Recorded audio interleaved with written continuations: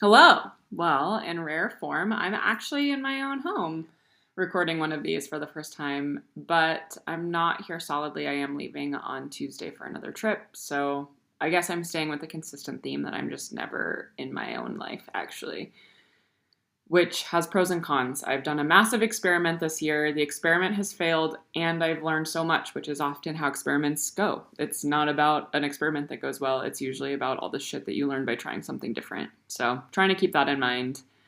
I'm trying to record this because, as with every rock on the river, I live in a house full of river guides, and people are popping in and out of this house all the time, and I don't know when one of my roommates is going to come home. And I don't want to record this in my bedroom, so um, it feels, yeah, ample to start this in this way. I think today what I want to touch on that's been rolling around across the rocks of my own riverbed is the gift of being in long term community and what river guiding has taught me about that process. It has come up several times in this last year for me, particularly around guiding. Um, what it means to be part of communities that we come from and that we choose to continue to engage with over time. And I'm going to talk about this in the context of river guiding, but I want to be clear that this also applies to family of origin. This also applies to any long term career we've ever tried to be a part of. And that there's not a right or wrong thing around staying or going. That sometimes we decide that these communities are too harmful of us and we need to leave. And there's nothing wrong with that. And sometimes we need to rest and we just pause our interactions with them and we circle back around when we can. And there's nothing wrong with that. And that sometimes we just continue to engage continuously, regardless of the harm it causes in our lives. And there's nothing wrong with that either. They're all cost benefit, and none of us has the right plan to this. So just prefacing all that. But what has come up for me a lot this year around guiding and community is that I have such an ambivalent relationship with my river guiding community. It is the community that grew me up. It is the community that has let me make my biggest messes of myself. It is the community that has enabled some of my worst behavior. And it's also the community that brought me my biggest confidence. It has taught me skills that will last my entire life. Ooh, I'm getting so emotional talking about this. It's really interesting. And it's a community that, for better, for worse, or whatever, lets me float in and out of it. And I've had to leave it and had to return it many, many times. And while in my mind, the way that I've made sense of this is feeling like it maps onto this metaphor of a salmon and how a salmon has to leave its waters of origin to go to an ocean, become a brackish fish, swim all over the world in places that are not its home, and make those places their home for a time, and then swim back to the place it needs to, that its original watershed to die and spawn. And so the way I've been able to sort of grant myself forgiveness and grace in my growth is to just think about, to think about salmon and steelhead and how they do this process all the time, and that it's actually really healthy for their ecosystem. It's not a detriment to it. And I've had to, this summer, I feel like I've been very confronted by every time we leave and come back, we don't, oof, I'm so surprised at how tender this is. I've been talking about this ad nauseum with people, and it hasn't brought up quite this emotion, but I think in stating it really explicitly, it's like, it's stirring something up in me, which, yeah, I'm going to do the vulnerable thing and just let that be there for a second.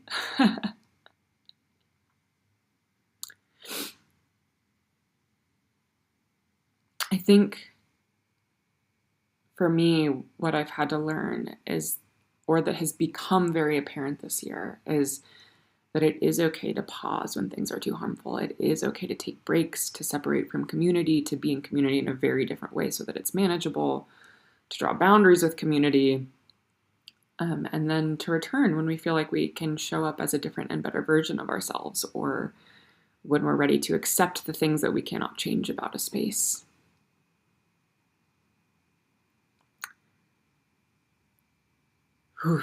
And that the lessons that we have yet to work through are probably still going to be there when we come back. And that we need to learn how to navigate those obstacles or lessons or opportunities if we plan on engaging with the community long term. And so for me, this is not specific to one person. This is a theme and a trend and a storyline I've been tracking, which is that in my younger years, there were certain people and relationships that I held in my river guiding community that were particularly harmful for me. And I don't put the blame on the other person, and I don't put the blame entirely on myself. Some of it's just circumstance, some of it's like growing and changing together in an environment and community that like has some toxic underlying features of it. And primarily how I was able to deal with that in my youth was by taking really long breaks and really, really firm boundaries and extreme methods of stepping back or communicating to people, sometimes skillfully, mostly not skillfully, about how I didn't want them near me because it was too painful or too hard. And that as I've gotten older, I've had to learn how to tolerate things in other people that I don't like. I've had to tolerate things about myself I don't like. I've had to tolerate things about the industry and the environment that I find harmful or unfair or unskillful. And it's continued to be my choice to come back. And what I have learned through many, many cycles of this process at this point is that it is a huge gift to be able to watch other people and ourselves grow and change over time. And the way that I used to behave at 18 and the way that other people used to behave at 18 is not the people that we are today.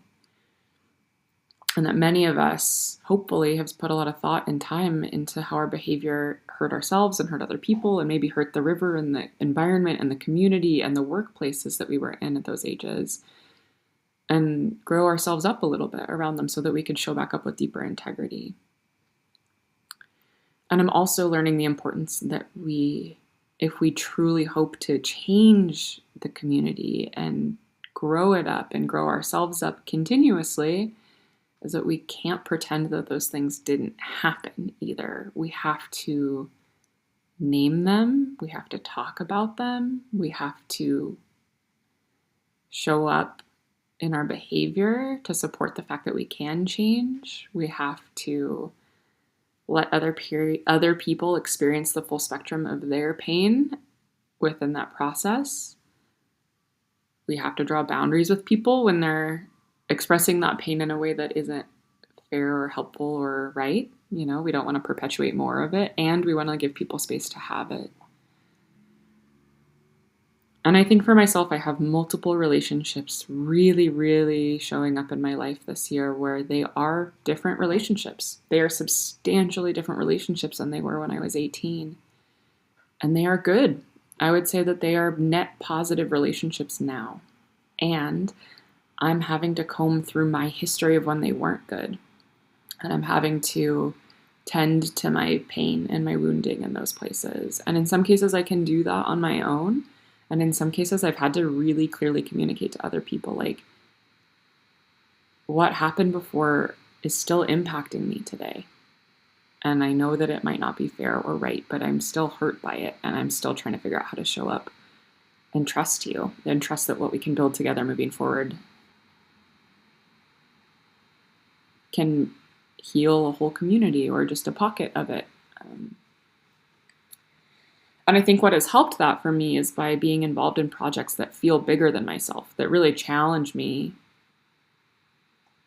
to ask the question, is my personal pain worth like holding on to and wrapping my body around and protecting fiercely, and worth, lobbing Molotov cocktails over the fence at other people?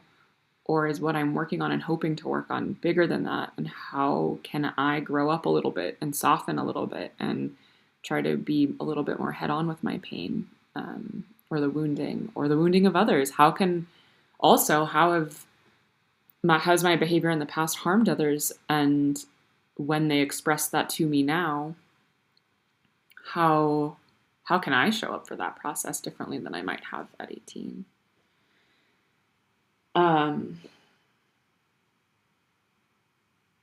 Yeah, and I think,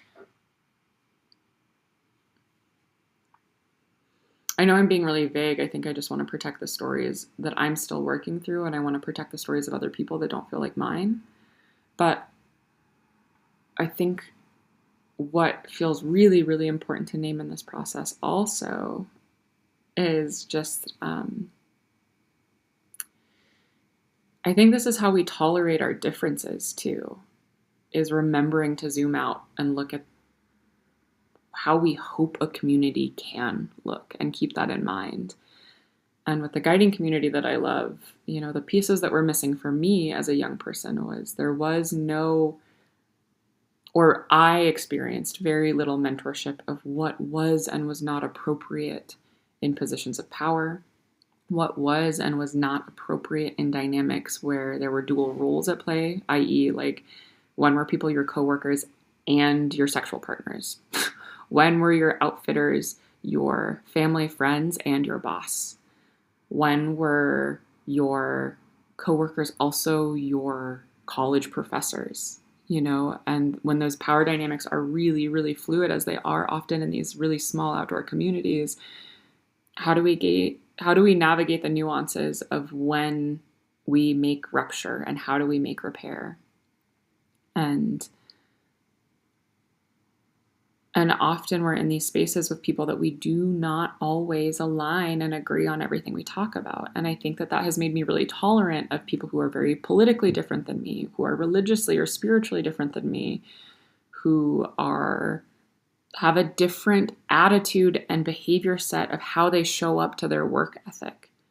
And I think that, like, learning and understanding that tolerance is so unique has been really hard at times and really easy in others. Like, I think for me personally, I haven't had too much of a struggle finding commonality within political differences across the board, with guests, with other guides, with other outfitters, with people I work with and admire, mentors. That has not stirred in me a place of pain very often. I think actually I find that to be very thought-provoking and very helpful for me. The places where I feel like have stirred pain that I've had to, like, really pay more attention to are power dynamics, or dynamics of, like, work ethic was really hard for me for a long time. I found so much of my own identity and value from being productive all the time, and that productivity specifically was done in a way where I was asking myself, what's the good for the whole crew or the whole community or the whole outfitting company in a given moment, regardless of my relative behavior.